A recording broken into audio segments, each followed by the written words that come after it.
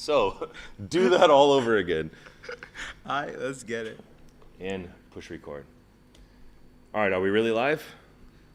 Okay. All right, we're live here. Powerlifting America pregame show. We just did a whole intro and we weren't live, so we're going to do it again. We've got an absolutely hyped session here. It's probably the most hyped of any of the sessions that we've seen. What's your take off the top? I mean, my take is that we got a replay of last year's most incredible session, not just last year, but maybe ever. And we got more shooters to add from that session. Yeah. Last year, so we started with the 76s on this day last year, and that was a battle. We had Agata, the junior from Poland, 21 years old. Last year she was 20. Superstar, raw and equipped. She came into deadlifts with the lead. She had the lead and had broken the world record total on her third. And then Jessica, who I'm sure everyone here knows, Jessica Bittner, the superstar from Canada, she came in. She pulled, at the time, the world record deadlift to chip. And it was just craziness. I mean, pandemonium. It was reported that Agata was there watching, clapping. Could never be me, but it was just absolute madness. That was the first session last year. And then to add to that, so we got both of them back, and that's just the start. Besides for them, we got Carlina.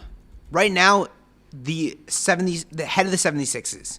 She broke the world record total last year at the Commonwealths and got her invite to Sheffield, where we got to see all three of these battle. We got to see Jess, we got to see Agata, we got to see Carlina. Now, Sheffield for this class was a little bit disappointing so Agata came in with some injuries, and it was her first meet under the new bench rules, and she's a massive bencher, so it affected her a little bit. And then Jess had a pretty good meet, but she went to pull for the world record and missed it, so her total didn't end up being as high. But we got all three of them back now. They all appear to be healthy and strong. And then we got more. We got the GOAT, Kimberly Walford. I mean, she doesn't stop competing. She's strong. She's got a huge deadlift. She's gonna battle. I'm sure she wants a spot on the podium. It won't be easy, but she wants it. And then we got our American Dana McNeil. She's coming in a little bit lower on the nominations. She's coming in sixth, but she wants more, and she's gonna get more. She spoke about this on her press conference that she's ready to hit big PRs. She expects a PR on squats, and then deadlifts.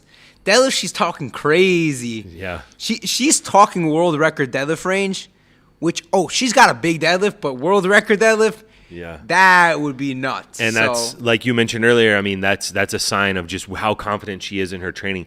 If you watch her pre-competition press conference, she said she's coming for that world record.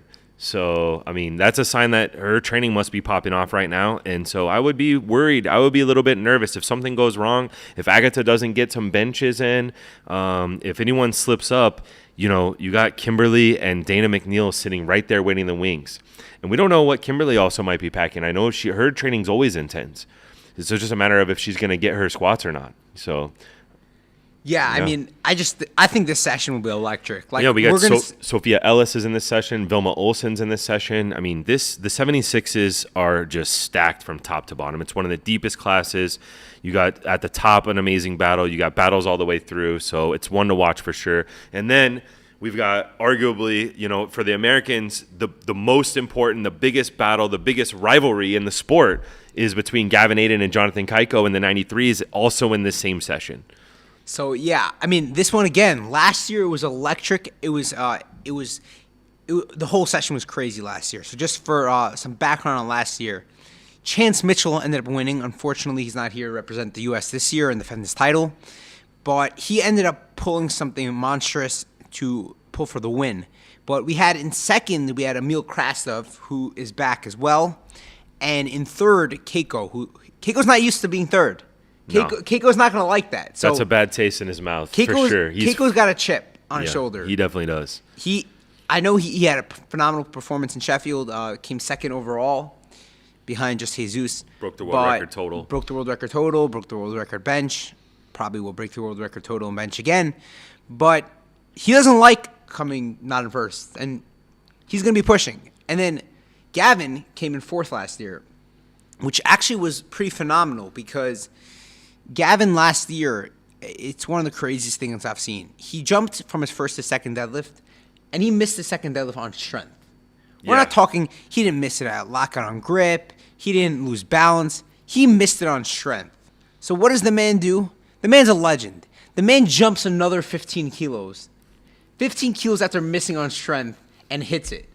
Yeah, it was a gutsy performance. He talked about how he went back in the warm-up room and was just thinking about his mom, and his mom had pepped him up and got him feeling in higher spirits. And he's like, this just isn't me. I'm not the kind of guy that misses lifts like this on strength and goes out, and instead of just retaking it again, he goes up, comes out, grinds it out and hits it. Ended the competition on a high note, and then that momentum, I think, really that's what sparked all the success he's had since then. He saw what he's capable of. He went into battle. He took some L's. He didn't get a squat in. He finished worse than he wanted to. He missed his second deadlift, but finishing off on that high note like that has really carried him into an amazing performance at Sheffield, and then now back here at the World Championships, he's looking really, really strong. And I know that he had a game day coaching meeting with Matt Gary a couple days ago.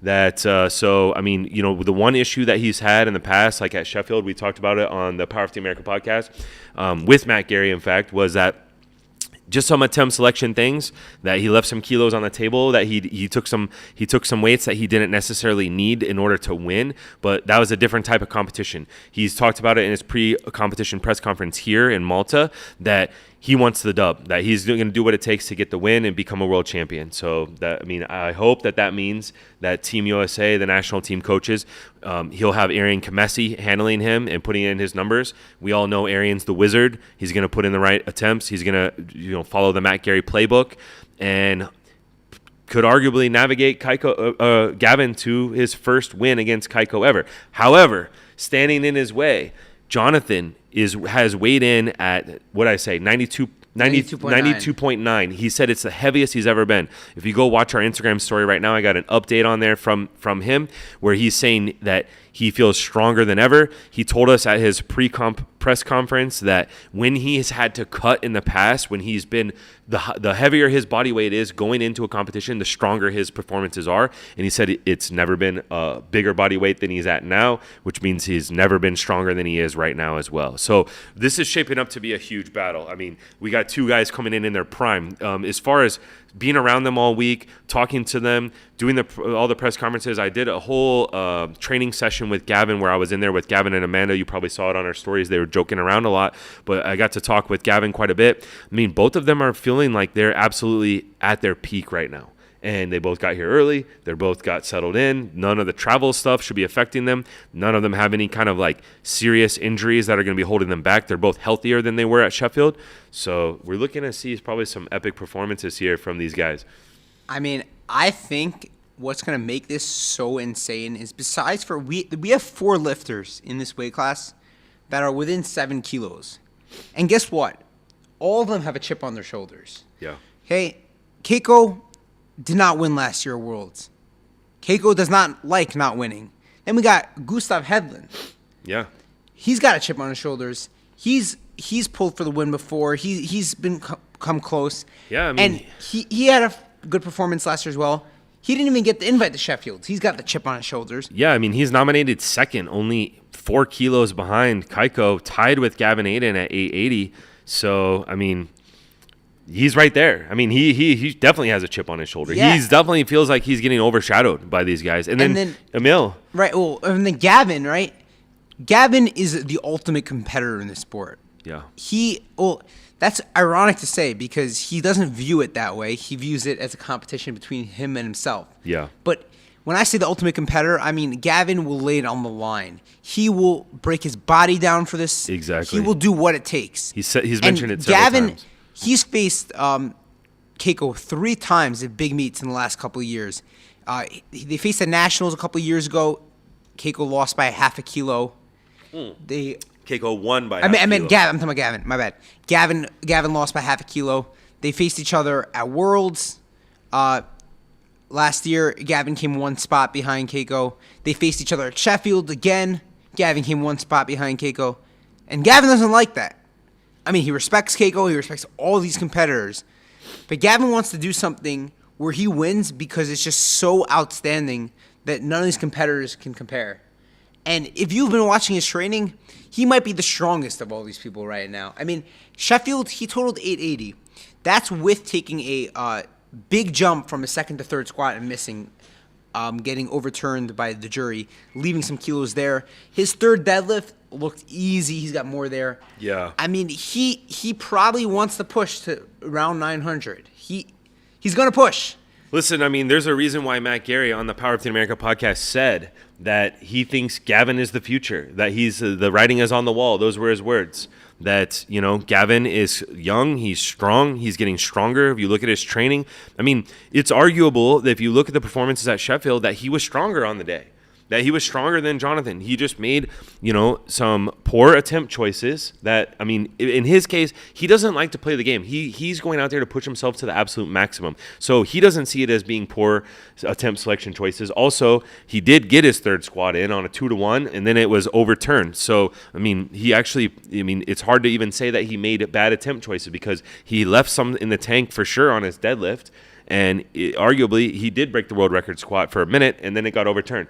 So he's right there. I mean, I think it's just he needs to just put all of the pieces together in one given performance, go 9 for 9, and I think he'll push Kaiko absolutely to the brink. Now, the other thing on the other side of that, though, is just that Kaiko, he's not like sitting around just not getting stronger. I mean, he's getting stronger. He told us in his press conference that he absolutely is hitting numbers, heavier weights in prep. You know, the last couple weeks, his bench, he hit a bench that flew faster than it ever had before at that point in prep. So, I mean, he's also getting stronger. So we're just really in for, I mean, if you had to pick, who are you going to pick to win? So my assessment of it, I think, is similar to yours, which is I think Gavin might be the stronger lifter. Like, if you go to the gym and you just were required to keep moving up 10 pounds until you failed, I think Gavin wins. Yeah. But powerlifting is a sport. Gavin, I know you might not believe it is, but it is a sport. Yeah. And part of the sport is attempt selection, everything. And I know you took offense when I was saying that it's one or the other, because you're right. It's not one or the other. You have to play smart and go for the win. You can't do one or the other. Yeah. But my money's going to go on the one who's done it in the past. Keiko's won the worlds. He's won in these battles. He has a bit more experience. He's been there and he's done it. And I mean, also, he told us point blank, I am the strongest I have ever been. Those were his exact words. Direct words. And the man does not lie. He does not lie, and he doesn't really miss lifts. So if he's telling us he's the strongest he's ever been, expect to see that world record pushed. And for sure.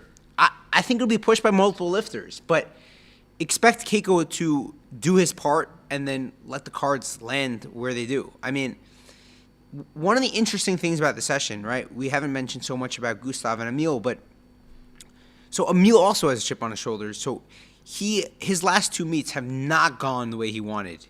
He unfortunately bombed out at Euros due to judging that hopefully we won't have a repeat of at Worlds, because let's just say the judging was a little overly strict. Mm-hmm. But and then he came to Sheffield, but he was hurt and could not put up the performance he wanted. So he's coming looking for a redemption meet. Now, we got 4 lifters, and what's so crazy about these 4, besides that they're all within 7 kilos, they all deadlift nearly the same.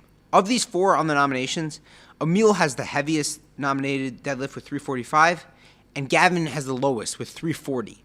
They're separated by 5 kilos, which means we're going to see a lot of gamesmanship, because the bottom line is no one has that silver bullet pull like Chance had last year. Right, there's no one that could just load in 400 as like a fake third attempt and then just say, okay, I'll load exactly what I need. Yeah. Every one of these 4 could be the first of the 4 to pull or the last of the 4 to pull, depending on what their situation coming in. If they're 8 for 8 and they can play it safe. If they're 6 for 8 and they need a push. Every one of these, or are they going for gold or nothing? Or are they potentially trying to protect silver? Like, there's going to be so many decisions, and it's just going to be a phenomenal session to watch, because you're going to get to see a lot of things that I personally like, and I don't know about you, but I like to see head-to-heads. So here we got a 4-way head-to-head. I like to see on both sides, really. I like to see records broken. Here we're going to potentially see records broken on squat. We will see records broken on bench. Not on deadlift, but we will see records broken on total. So we get to see records. We get to see head-to-head. We get to see, like, personalities. I mean, Gavin, Keiko, like, these people, like, they're legends in the sport, even though they're young. They're already, like, made names for themselves. Same on the women's side. I mean, you're talking about, like, one of the biggest superstars the sport's ever had in Jessica Bittner. Yeah. You know, and then now the newcomer, so to speak, and Carlina, who's set the 76s on fire, pushed the world record up to 700 kilos, right? So we got, like, the biggest superstar probably in Jessica and probably the GOAT in Kimberly.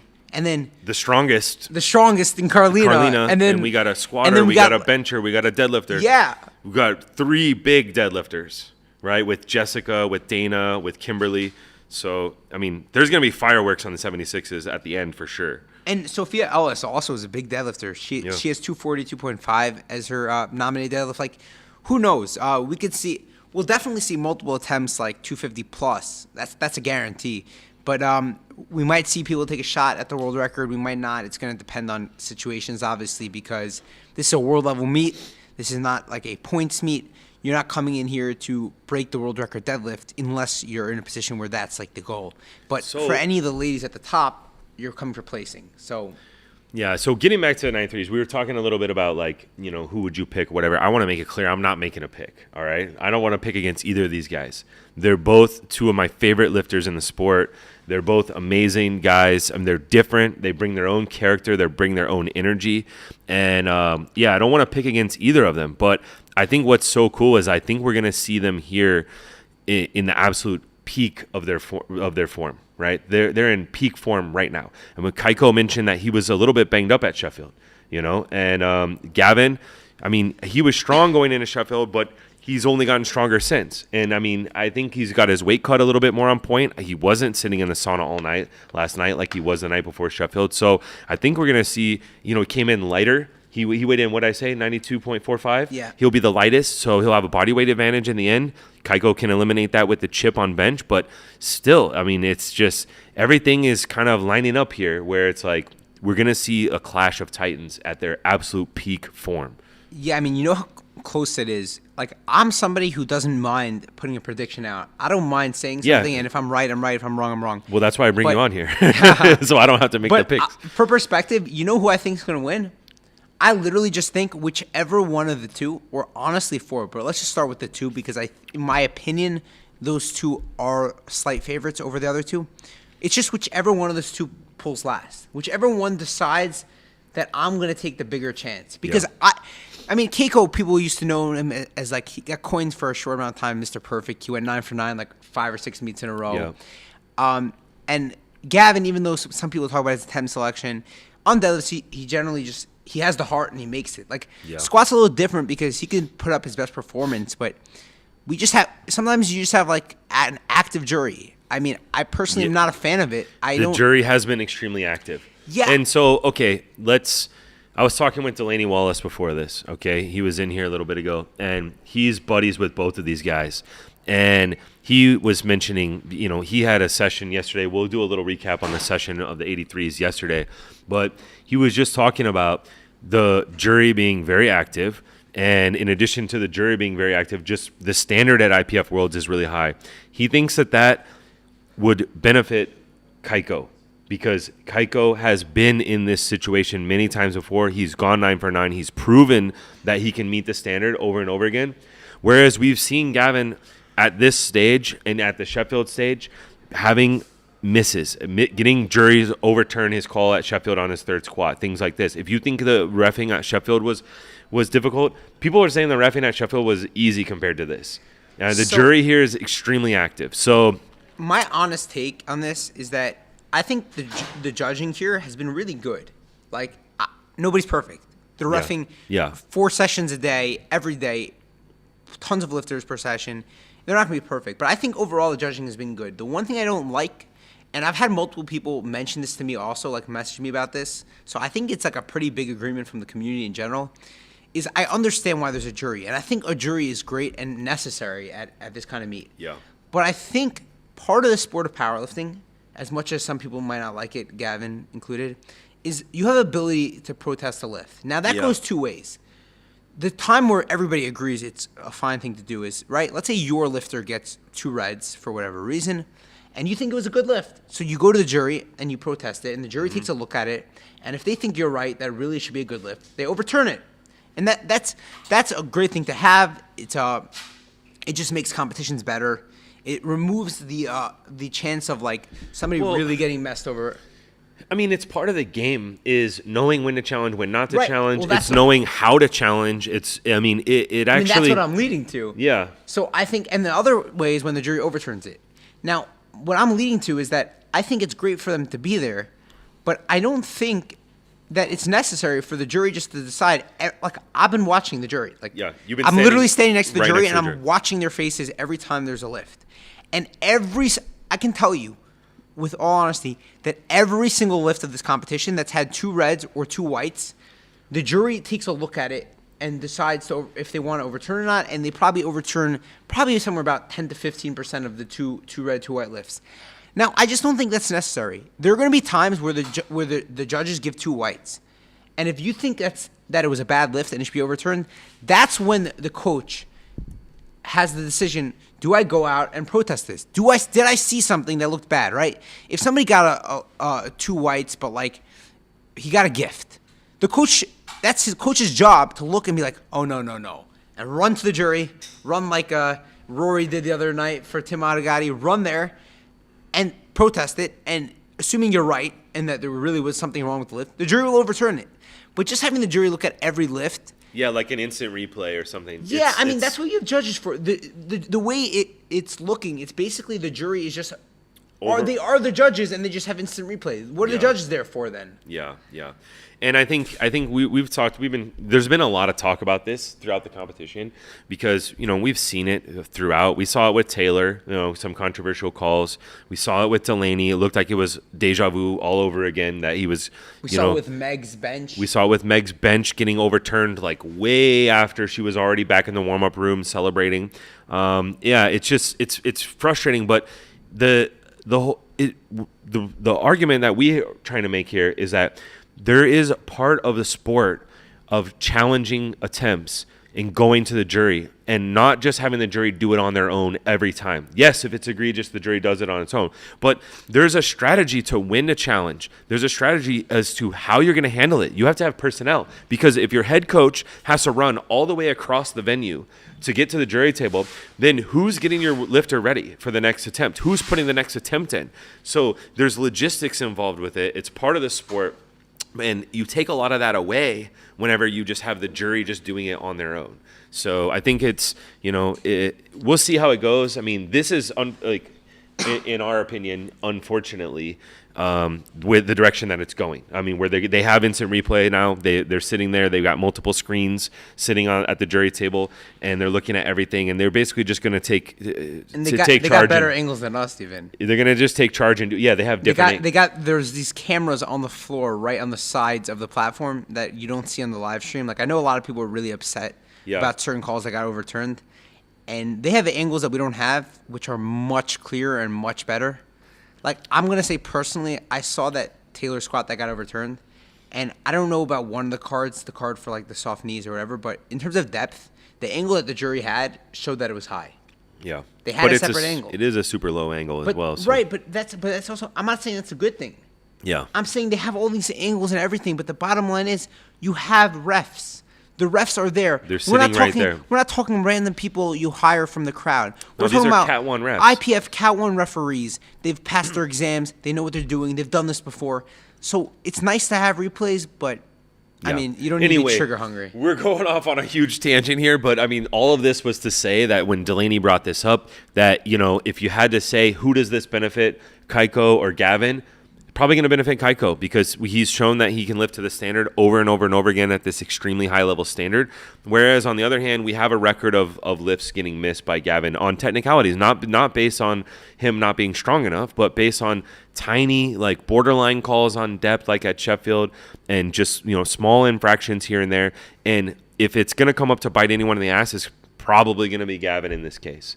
So, hopefully it doesn't happen. Hopefully they both go 9 for 9 and the strongest person wins. But But yeah, if the jury gets overactive, that's probably not a good sign for Gavin. Yeah, I mean, I agree. Hopefully, we'll let the lifters play. And I mean, it's like you ever watch some of these intense NBA playoff games. A lot of times when it comes down to the last few minutes, Yep. the refs let them ball. Yeah, exactly. We got to get something like this. I think as the sport grows and it gets more eyes on it and stuff, they're going to work things out like this. I mean, the jury has been, I think we've kind of seen since World Games last summer that the jury's being very active now, and they got this instant replay. It's been a push. I think there's a rule that you can't challenge other people's lifts anymore. Is that the case now? No. Or I don't, that's actually, something that I they're don't think so, but that's something that they're considering in the future. Is that this will be the last World Championships where you can actually go and challenge another person's lifts. You'll still be able to go out and challenge your own lifts. Like if you get 2 reds, that you can go out and try to get overturned as a good lift. But challenging someone else's lifts, apparently they're going to start to think about doing away with that. So these are, I don't know. I don't like it. Yeah, I mean, like I said, we don't like it because it takes away an aspect of the sport that adds in more strategy in a sport that already has like a limited amount of strategy involved, and that's what makes it a sport. That's what makes it whether you can be good at it or not, is if you have a coaching staff that knows what's going on and you can logistically know how to put in attempts and also go challenge at the same time, have assistant coaches, things like this. Yeah, there's a lot of things. Make sure you're watching the lift going on, watching your lifter, yeah. making sure everything's ready, timing. This is all skill, and if you just put it all in the jury's hands, then you're taking away this element where the coaches and the teams can affect the outcomes and leave some things up to chance. Whether are you good at coaching or not? So, yeah, it's a interesting situation. It's something that we'll be talking about a lot, I think, on the podcast and when we do the recaps and things like this going forward. But let's get back into the lifting stuff and let's talk a little bit about what we witnessed yesterday. We had another nail biter for the now 2-time world champion Delaney Wallace in the 83 kilo class, and then we had Chelsea Savitt in the 69s put up a PR everything performance, finished in 4th place, and came out extremely positive, looking to get back to the World Championships again next year. And so, yeah, so which one do you want to talk about first? Let's knock these out pretty quick, and then we'll get back to tonight's session. So I would say we could start with the 83s. And honestly, I would say in terms of viewing experience, this played out in like the best case scenario. Like we were discussing yesterday how this would be a really entertaining class, but mostly because there would probably be a battle for first and then a battle for the podium. Yeah. But it didn't play out that way because, like we said yesterday, that was assuming people at the top have a good day. Yeah. But what happened was actually none of the competitors like in the top 5 were happy. Nobody was happy. No one was. Nobody was happy with their day. So we had some missed lifts. We had some overturn calls. But the bottom line is the result of that was coming to deadlifts, we had a few lifters really close. And then it just made for a battle. So Delaney, our 83, came back, won his back-to-back chip, and totaled 815, which was 20 kilos under Sheffield, and more than what he totaled last year at World 21. And he wasn't happy with his day. But he went 6 for 9. I mean, when you go 6 for 9, you're never going to be happy. 815 is way less than what he was shooting for in the 840s. He wanted to do something like 845. So, I mean, that's a lot less than what he wanted. He was happy. He's a 2-time world champion. Very few people in the world can say that. So that's huge. He's definitely in high spirits today. And, he's a 2-time champ. There's nothing to be ashamed about. The cards unfolded the way they did, and he persevered and got the dub. But like he said right afterwards, it's on our Instagram story still from yesterday. It wasn't pretty, but we got the job done, right? Yeah. I mean, he's a competitor. He knows what the ultimate goal is, just to win. And as much as he's not happy with exactly how he got to that end result, he did get that end result. So yeah. But then just in general, so then we had the person who came in second and was hyping himself up. He had a disappointing day. He went 5 for 9 for endurance. He totaled 790, which was 790, finishing in sixth place. Yeah, well below what he totaled at British Nats, and dropped all the way down to 6th. Now the excitement came from, in my opinion, the top 3. So I'll start with the less exciting part because we'll dial it up. But Nick Manders came into deadlifts in like 10th place or something like that. Yeah, it was crazy. And he loaded 340 for his opening deadlift, which is a monstrous deadlift. And he pulls it really quick, too quick. That was the problem. Lost balance and got reds. Now he comes back on a second, retakes 340 to put himself in the meet. And he's still way down there. After the 340, his total was 770, which, for perspective, would have placed him in 9th. 9th, yeah. So, but he has a huge deadlift, so he can put in what he wants. And he loads 367.5, which is a 27.5 kilo jump. That's a 62-pound jump. That's over what the world record deadlift was coming into the session. Takes his deadlift, and honestly, he made it look smooth. He blew it up. He blew it up. He jumps from 9th to 3rd. Monstrous deadlift, made it look good. Even overloaded it by 2.5 kilos. I don't know what their coaches were doing, but a little curious that they overloaded it by 2.5. I was actually kind of surprised. In terms of, because he only needed 795 in order to win. Yeah, it was a little curious. Because I think he had the body weight advantage on Giannis. So, it's interesting. I mean, you know how fast things are going back there. And this is where we're talking earlier about, imagine trying to get the right number in and having to run out to the jury and challenge and things like this. Right. That's what makes it a game, because this is where you see mistakes. Yeah, I mean, people think that handling is overrated. Even at a local meet, it's not necessarily overrated. But you have to understand that an international meet, when you come down to 3rd deadlifts, what you have to do is you're watching, or especially it's between 2nd and 3rd. It's because you're putting yours in after your 2nd and then the other 3rd. So during that time period, you have to do all these things. You're watching your lifter lift. You are watching your relevant competitors lift. You are watching all the attempts from the other competitors come in. You are watching for attempt changes. Yeah. You're watching where the current placing is. I mean, think about our coaching staff right now. I mean, we've got 2 head coaches, right? We've got Mike Z as a head coach. We got Ronnie as assistant coach. We got Tamara as an assistant coach. But we also have the personal coaches. We've got Joey in the crowd. We've got Arian Kamesi handling as well. We've got you and me out here with the eyes everywhere and watching everything. Also in the warm-up room helping out with things, right? So, we've got 7 people helping out.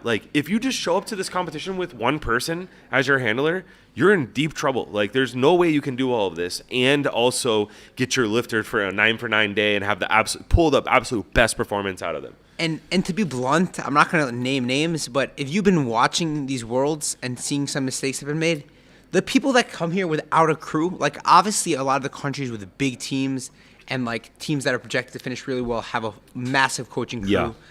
A higher but coaching Canada's crew. not one of them. Getting back to the point, Canada has a big crew. No, so I'm not even calling out Canada here, Yeah. but I'm just giving perspective. The teams that you see that don't have this, you see mistakes left and right. Mm-hmm. It's so difficult to be able to you're juggling your lifter, the other lifters, attempt changes, challenges, and keep in mind these are 2 flight sessions. So a lot of the sessions you might have a lifter in both flights, or you might have 2 lifters in the same flight. Canada had two lifters in that flight. So you could have 2 lifters you could theoretically have 3 or 4 lifters in the session. Yeah, and to just add to the numbers, of those 7 that I already mentioned, we also got Nina helping with Jonathan. We've also got Mike T helping with Dana. So I mean, we got 8 people, 9 people back here. It's crazy. But Takes an army. It takes an army, and I mean it's absolutely necessary if you want to compete at the highest and the best level. But getting back to Nick and his performance, I mean, pretty not the day he wanted. He missed his second bench. He missed his opening deadlift. Fought through it all. Came back. Like you said, pulled himself in a 3rd, got the podium. That second bench was interesting. People were watching. His head kept sliding off the back of the bench, and the head judge just kept walking up to him and telling him, "You got to put your head back on the bench." He tried unracking it 3 times. Was never given the start command. It was very frustrating. And then if you watch, so he retook his second, first, third, and he just blew it up. So that cost him 5 kilos. Which likely wouldn't have necessarily changed anything in the end. Well, there is one possible thing that we could discuss, but I don't know if he would have made that play. But but either way, the point is like he comes back, smokes this deadlift to podium at his first Open Worlds, and I mean. Great And that's what he performance. said. Way to stay in the game. I mean, he could have mentally checked out. I mean, he definitely, there was issues throughout the day. He looked frustrated in the warm-up room for sure. Actually, he looked very frustrated coming off the platform a few times. I know why he pulled the extra 2.5 kilos. It's Why? not actually why, but it's a great answer, and What it is fits a it? great quote. What is it? So if he had pulled 2.5 less, what would he have won on? Bodyweight, right? Yeah. Bodyweight's a tactical advantage. Oh. But as Nick Mander says, He doesn't. I don't need no tactical advantage. I pull 800 pounds. Yeah. So, and then contrast that with the performance that Ina had. Ina had himself a day. I mean, he was 6 for 6 going into deadlifts. He's 8 for 8 going into his final pull.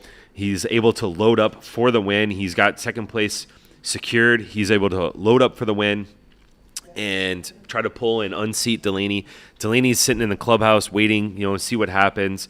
And it's deja vu all over again because it's the exact same thing that happened at the World Championships last year where Delaney was finished with his day, waiting in the warm-up room, had put up a big total, and and Ina loaded up for the win, which, by the way, I was right on the pregame show saying that he would load for the win. Yeah. You thought he would load for second, but obviously things didn't play out with Jurens being there and having secured the second place position. But I mean, it was epic. I mean, it was exactly the ending that I think if you were wanting the TV ratings that you would hope for, where you see these two massive deadlifts at the end.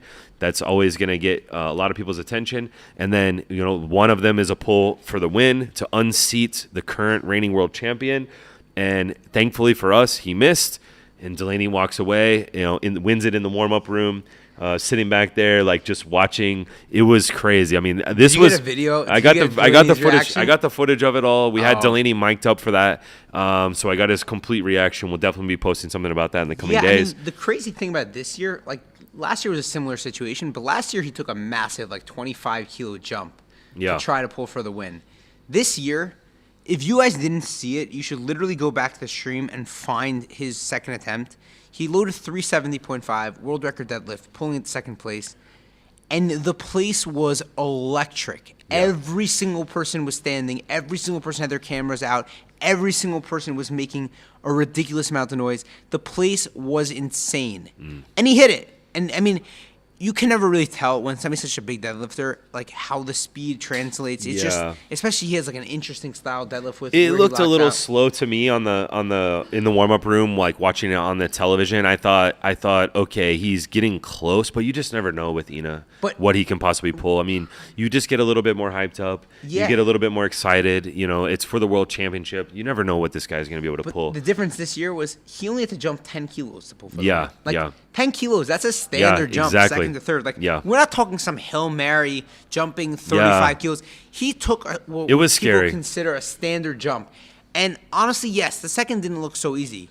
But, I mean, I was watching and I was like, I honestly have no idea. It's he might pull this. And I said, it was a perfect TV ending, right? Yeah. It really was. And like you said, it was electric because I think everyone watched that deadlift, his second, and they all thought, shit, he definitely might be able to pull this off. That wasn't. I think last year, most people kind of thought there's no way. It was a Hail Mary.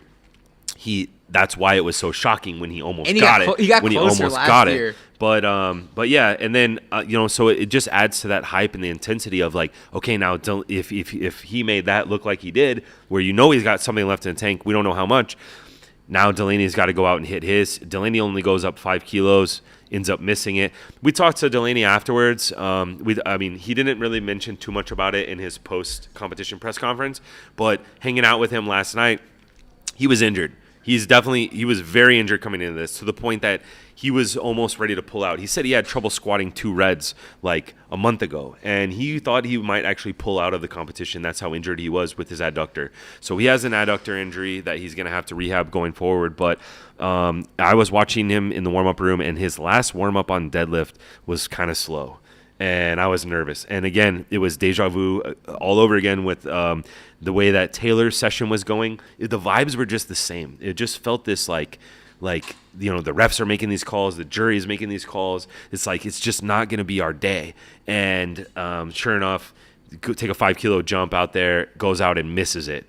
And then we got the big pullers coming up after him, and we saw Ina's move on his second. So it just set up for again the perfect TV ending. And thank God that Ina missed it and Delaney won in the warm up room, and it was a huge sigh of relief. And yeah, it was intense for sure. But I mean, like Delaney even said, like last night, if Ina had hit it, he wouldn't have even been mad because he came in expecting to have a certain performance. Yeah. And he just didn't perform up to the standard that he thought. So yeah. At that point, it was like when you are a smaller deadlifter, when there's somebody who's a massive deadlift, the only thing you can do is just perform to the best of your ability and take it out of his hand. Mm-hmm. By leaving it in Ina's hands, he already felt like, oh yeah. Yeah. So he was disappointed in himself. He definitely said it was ugly, and it was, we got to stop ending it like this for sure. So, all right, but let's wrap up the 83s. I think we hyped it up enough. Let's talk quickly at team points. U.S. on the men's side is in first place, 41. 30. France has got 31. So it looks like pretty much that's a lock. We know Jesus is going to win. Jesus is going to add another 12 to that. So we're going to be into the 50s on team points for the men's side. And then, so I'd say it's pretty much over. There's a good chance one of our 93s wins. So yeah, one of our 93s is going to win. So we're going to end up probably with at least 4 12s. So that'll put you up around 48. Not guaranteed 4. Meaning it's not a guarantee. It's not a guarantee, but it's a very high probability. Yeah. And so we'll be sitting probably somewhere around 56 points, 57 points by the time it's all said and done. Yeah, we're basically going to be, at the end, we're either going to be 57 or 54, just depending on the outcome of the 93s. Yeah. But regardless, we're going to lock this.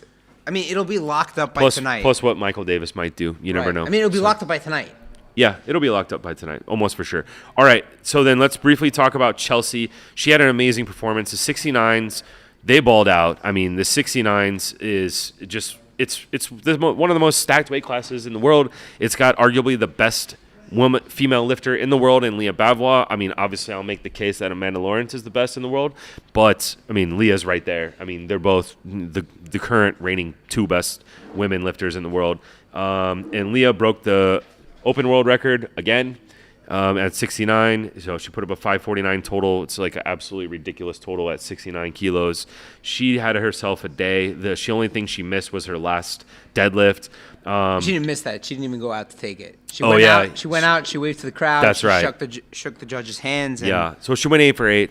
Had herself a day. But really, this battle that came up behind is just amazing. I mean, so we had the next 3 positions were decided by 2.5 kilos. Marta Jenner finishing 532.5. Clara Peru finishing with a 530 and beating out Chelsea Savin on body weight with also a 530 total. So, I mean, man, for Chelsea, you just think like if she had 2.5 keys left, like she probably had 2.5 keys on her bench. Like if we're being real about it, like she probably had another 2.5 keys on her bench. Honestly, my take is she might. It's crazy to say because I knew she was gonna like try to chip everything. Yeah. And she did. Yeah. But like every single one of the thirds, like might have been 2.5 more. Yes, she was definitely like RPE 9.5 on the like, day. They were all difficult and they were all good calls. Because I always also say like, don't sacrifice 7.5 for 2.5, right? If you're gonna take a 7.5 jump or a 10 jump and 7.5 you know is there, take that. So I mean, smart attempt selection, but I mean in the end too. I mean, Clara Peyrot has to pull a junior world record in order to pull into third place and beat her out. And Clara, she showed up and did what she had to do to secure that spot on the podium. And Chelsea said hats off to her last night. I mean, it was a great little moment where they got to meet up after and, give each other a hug and everything. And Chelsea, I got it on video where she's basically saying, well, good for her. She made the pull. She made the final pull to win. But yes, it's just when you hindsight, you look back, and she missed her opening deadlift 205. And if she had hit that, they could have gone up 2.5 extra probably on her second. She might have had an extra 2.5. They thought 215 was the top end anyway. But, it is what it is. She'll be back next year. She's fired up. She was in high spirits the whole time.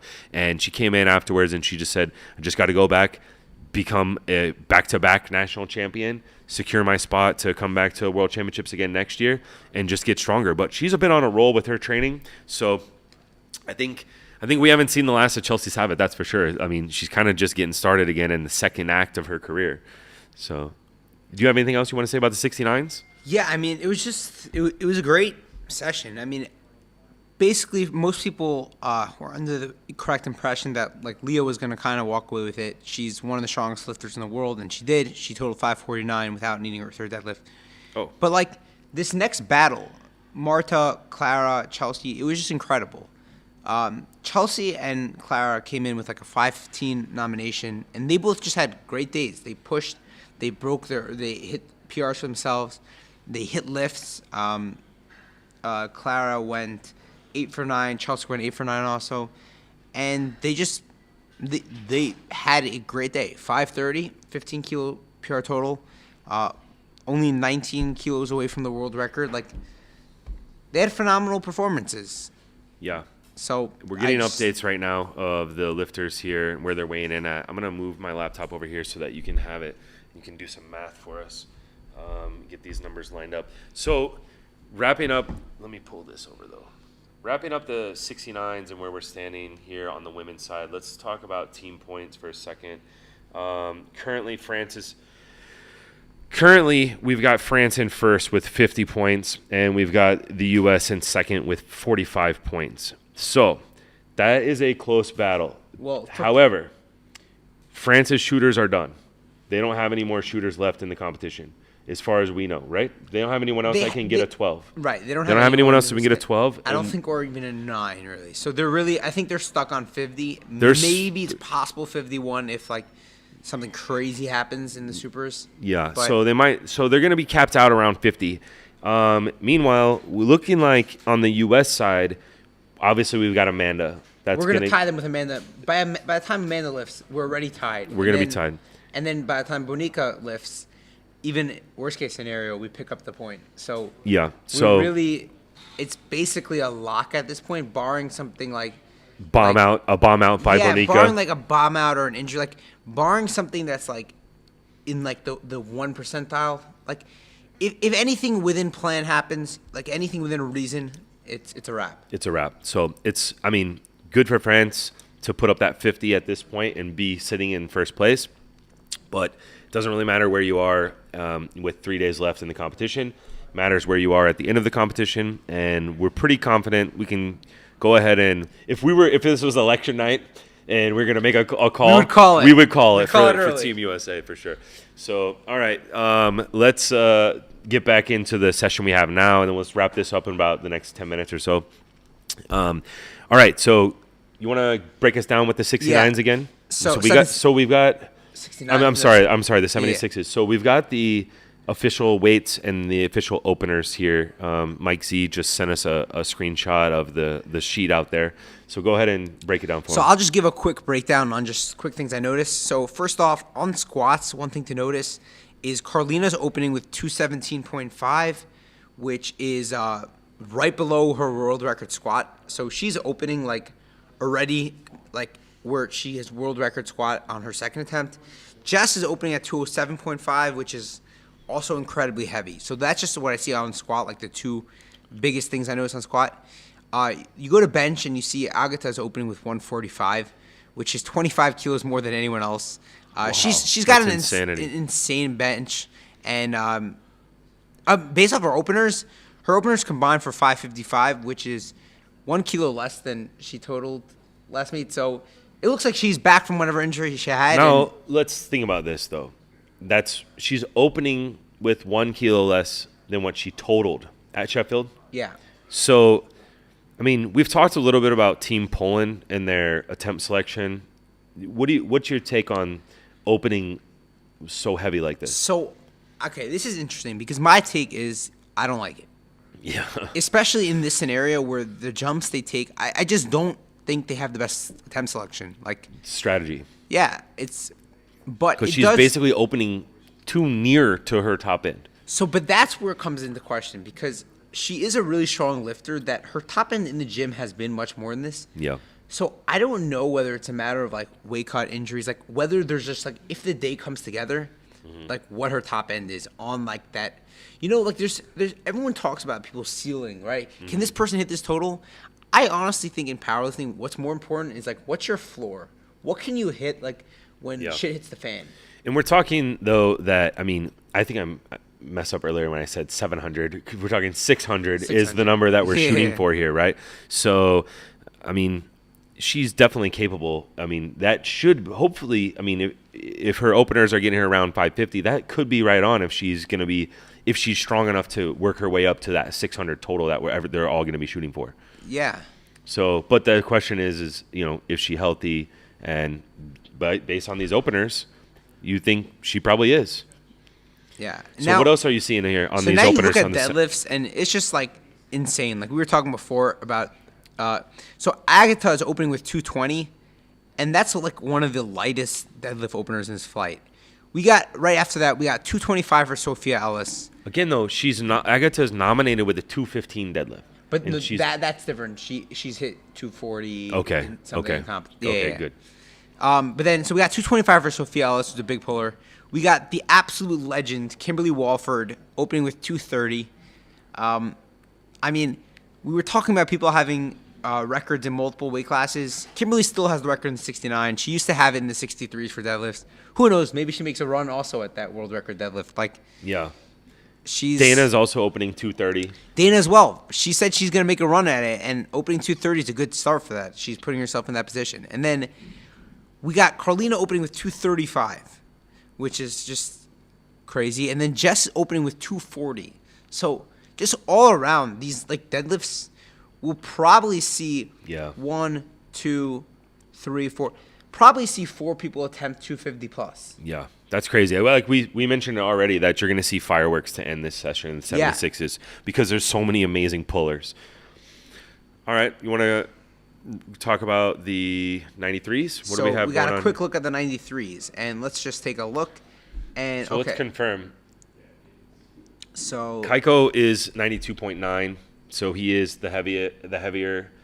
And Gavin is 92.45, so he's the lightest of all of them. He's the lightest of everyone. He will have the body weight advantage on every single person.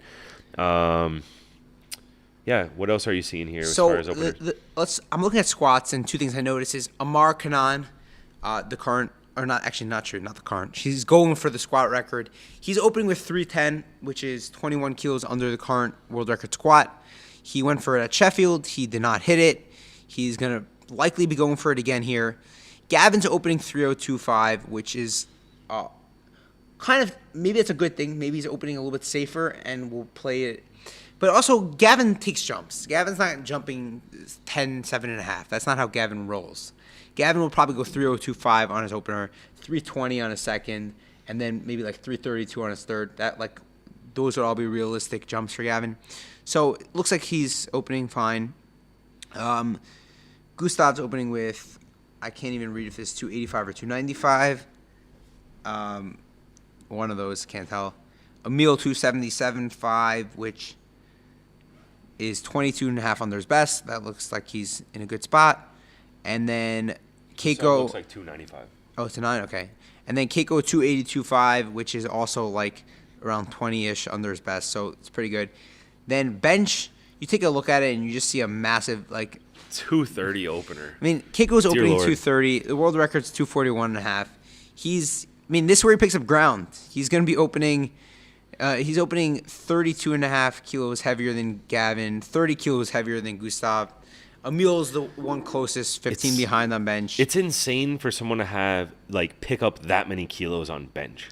Honestly, yeah. I mean, it's usually a good bencher might pick up 15 keys or something like this, maybe 20 or something But I mean, we're talking. This is being a big deadlifter type of an advantage. Yeah. On bench.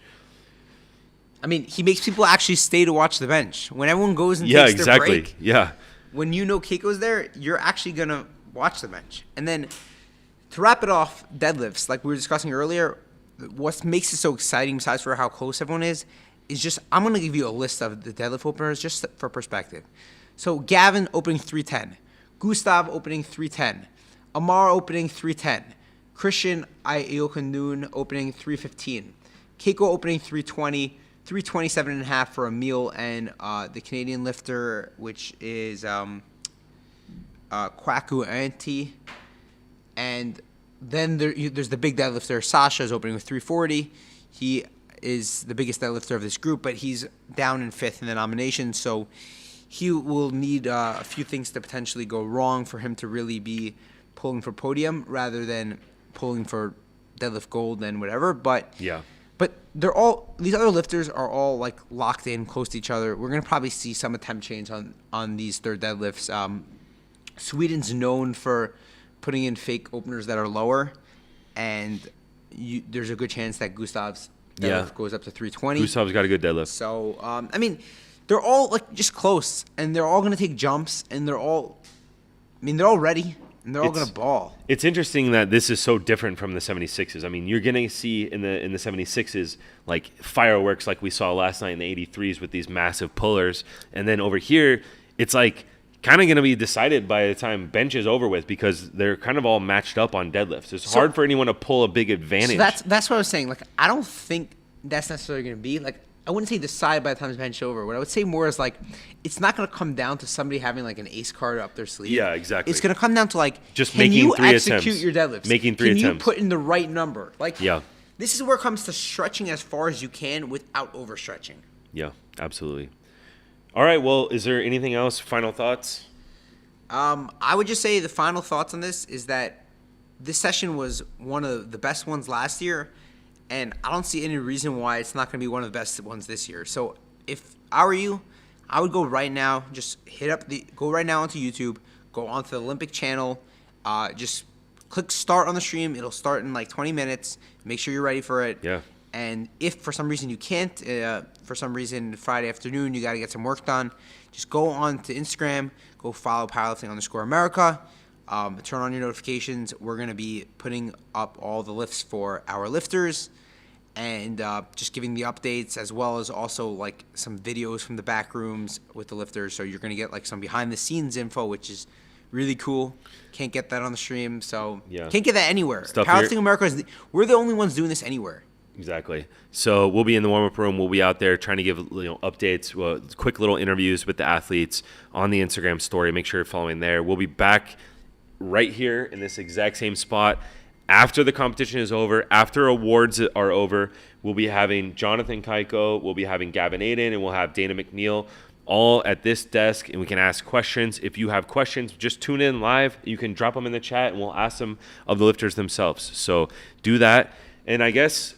And then we'll be right back here again tomorrow. We're doing a pregame show before Amanda Lawrence's session, and then also Michael Davis's. We'll do a pregame show before the two of them, and then same thing. We'll have press conferences afterwards, and we'll have all this information posted on our Instagram, mostly on the Instagram stories, where we'll have links to all this stuff. So make sure you follow along.